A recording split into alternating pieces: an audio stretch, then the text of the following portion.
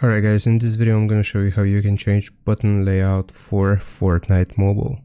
What we want to do is just click on our profile icon in the top right, and here we gotta click on the three lines right above the exit button, and at the bottom you should be able to see HUD layout tool.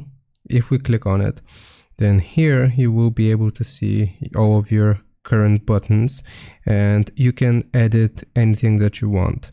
So for example, here we have combat, we have building, edit. So if I click on edit here, then I can move any of these buttons here at the bottom and place them wherever I want.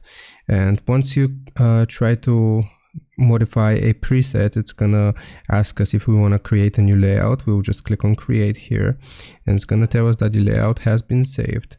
And like I said, we can move any of these buttons or add any of these buttons here wherever we want. So if we want to add this to all modes, we can just click on confirm, and now as you can see we have added a new button.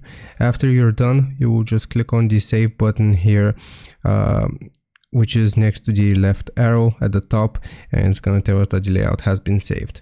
Hope this helps. Leave a like and sub. I'll see you next time.